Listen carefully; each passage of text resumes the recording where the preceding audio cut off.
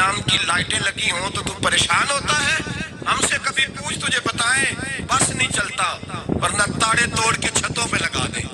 بس نہیں چلتا، فرشتوں کو بھی کہیں آؤ ہمارے ساتھ شامل ہو جاؤ، آمد مصطفیٰ مرحبا مرحبا کا نعرہ لگانا ہے۔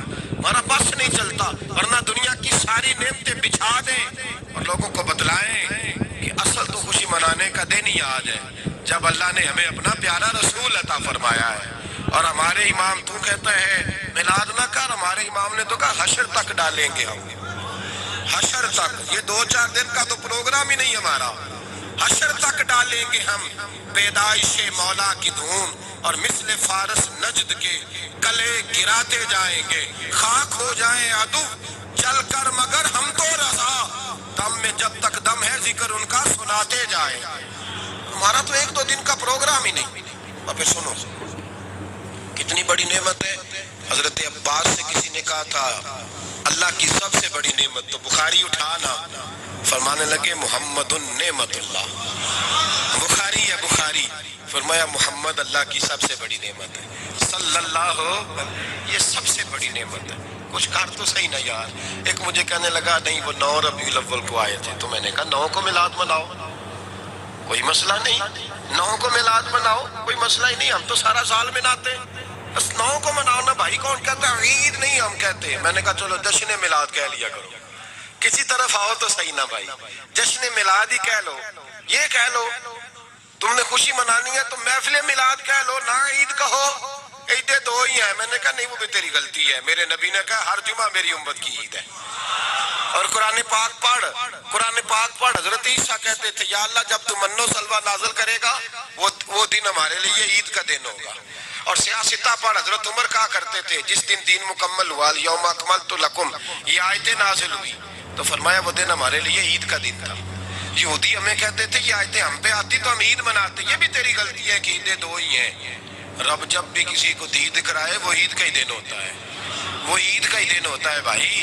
ہمارے لیے سب سے بڑی عید یہ ہے، اس لیے کہ باقی عیدیں اسی عید کا صدقہ ہے، صلی اللہ تعالی علیہ۔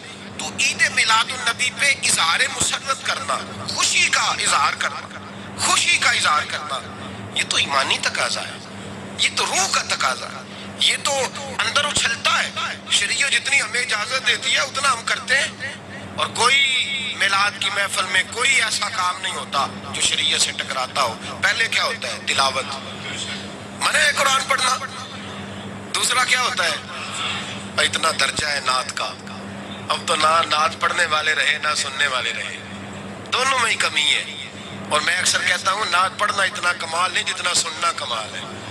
سننے والا کوئی ہونا چاہیے، نعت سننا زیادہ معنی رکھتی ہے۔ اس کی وجہ یہ ہے کہ نعت پڑھنا صحابہ کی سنت ہے اور سننا محمد مصطفیٰ کی سنت ہے، اور سننے والے کا درجہ، ہاں تیرا درجہ زیادہ ہے اگر تو سمجھے تو، اور اتنا بڑا درجہ کہ حضرت حسان بن ثابت نعت پڑھے تو نبی پاک اپنی چادر ممبر پہ بچھائے اور وہ میں نیچے نہ پڑھ، ادھر میرے ممبر پہ بیٹھ کے پڑھ، یہ کوئی معمولی بات ہے؟ رسول اللہ کی نعت سننا، بلغ العلا بے کمال ہی کشفت دجا بے جمال ہی حسنت جمیع۔ شیخ سعدی کہتے ہیں 3 فقرے لکھے تو چوتھا ہوتا ہی نہیں تھا، میں سو گیا بڑا پریشان تھا کہ چوتھا فقرہ نہیں بن رہا۔ بلغ العلا بے کمال ہی کشفت دجا بے حسنت جمیع، چوتھا لکھا نہیں جاتا تھا، نیند آ گئی، میری آنکھ لگی تو محبوب کا دیدار ہوا۔ حضور نے فرمایا پریشان پڑے ہو؟ میں نے کہا محبوبہ 3 لکھے ہیں چوتھا بن ہی نہیں رہا۔ حضور نے فرمایا چل سنا نا مجھے، یہ چھوٹا نعت پڑھنا کوئی چھوٹا کام ہے؟ یہ تو ہم نے کھاتا ہی غلط لوگوں کو دے دیا ہے، وہ تو اس قابل ہی نہیں تھے کہ نعت سنی جاتی۔ بلغ العلا بے، شاہ سعدی کہتے ہیں میں سنانے لگا اور مصطفیٰ سننے لگے۔ بلغ العلا بے کمال ہی کشفت دجا بے جمال ہی حسنت جمیع خصال ہی، تو حضور نے فرمایا چل سعدی کہہ دے صلو علیہ وآلہ، کہہ دے صلو علیہ وآلہ۔ فرماتے میں کہتا جاتا تھا اور مصطفیٰ مسکراتے جاتے تھے۔ کچھ چھوٹا درجہ ہے نہ تو ایمان ہے، نہ تو طاقت ہے، نہ تو تیری روح کو بیدار کرتی ہے، پر شرط ہے نعت ہو، شرط ہے، شرط یہ تقاضا ہے میں نعت ہو، وہ نہ ہو کہ نعت پڑھے نا۔ میرے حضرت صاحب فرماتے ہیں نعت کا مقصد ہے جب بندہ نعت پڑھے تو اس کا دل نبی پاک کے گنبد کی طرف جائے، جب نعت سنے تو اس کی توجہ رسول پاک کی جانب جائے، یہ نہ ہو کہ نعت سنے تو توجہ گانے کی جانب جائے، یہ نہ ہو کہ نعت ہو رہی ہو تو لوگ کہیں، اور میرے کان میں لوگ کہہ دیتے ہیں، آپ یقین کریں محفل میں بیٹھے لوگ کہتے ہیں فلانے گانے کی طرز پہ لاندہ جی، تو کدھر گیا دھیان اس کا؟ تو یہ نعت تو نے پڑھی ہے، تو نعت سنی نہیں آج تک؟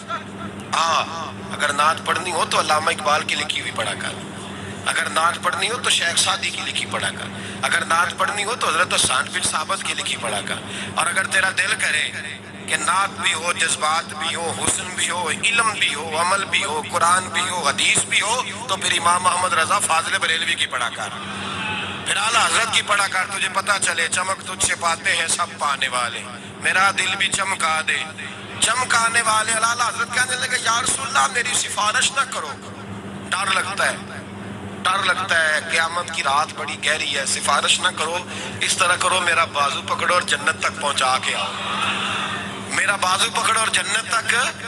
کہتے ہیں میں مجرم ہوں واقع، مجھے ساتھ لے لو۔ سونیا نہ ڈر لگتا ہے، وہ بچہ کہتا ہے میں نے نہیں باہر جانا، اندھیری رات ہے، ابا جی نال چلو، تو بلا مثال بلا تشبیہ صرف سمجھانے کے لیے، کسی کوئی بڑا ساتھ ہو تو ڈر نہیں لگتا۔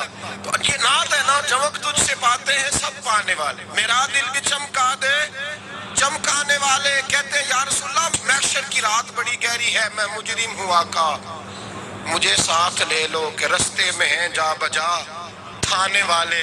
سونیا جرم کر کے آیا ہوں اور پکڑا نہ جاؤں کہیں، مہربانی کر مجھے پردوں میں چھپا لے، مجھے مدثر اور مزمل کی چادر کے نیچے کر لے، میں مجرم ہوا کا، مجھے ساتھ لے کہ رستے میں ہیں جا بجا تھانے والے۔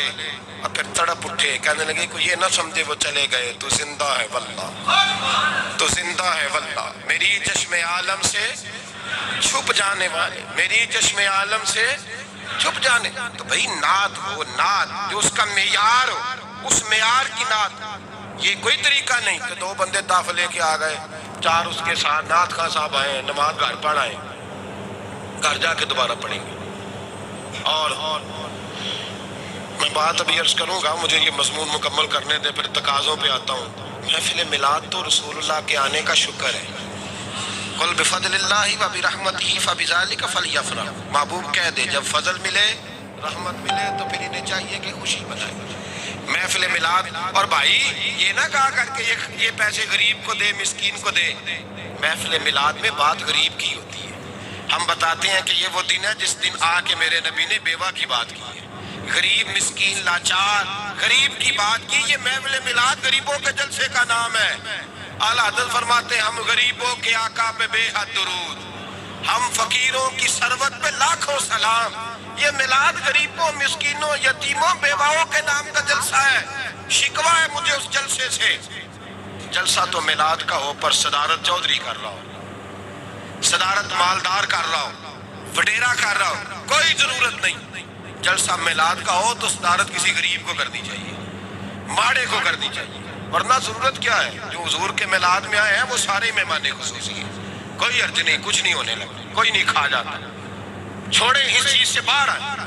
تو یہ تو شکر ہے، اور یہ تذکرے جتنے میلاد کے تذکرے ہوں گے اتنی غریبوں کی بات ہوگی، اتنی اسلام کی روح کی بات ہوگی، بیوہ کی بات ہوگی۔ اور صحابہ تو اس دور میں لوگ کہتے ہیں صحابہ میلاد کرتے تھے، میں نے کہا چلو تمہیں سمجھ تو نہیں آنی پر سمجھا دیتا ہوں، صحابہ تو اس وقت کرتے تھے جب کرنا تھا ہی بڑا مشکل، اب تو مشکل نہیں نا، صحابہ تو تب کرتے تھے جب کیا جا سکتا ہی نہیں، بڑا مشکل۔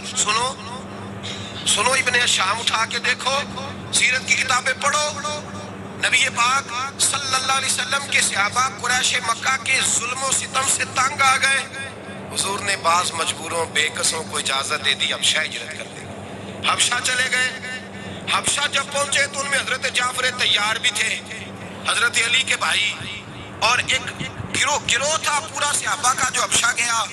قریش مکہ نے وہاں پر بھی آرام سے نہ بیٹھنے دیا، پیچھے سے کچھ سردار گئے، جا کے چھیڑا، کہا یہ ہمارے بھاگے ہوئے غلام ہیں، ہمارے بتوں کو برا کہتے ہیں، نیا دین انہوں نے اخذ کر لیا ہے، ہمارے حوالے کر دو۔ حضرت جعفر طیار کہتے ہیں نجاشی بادشاہ نے ہمیں بلایا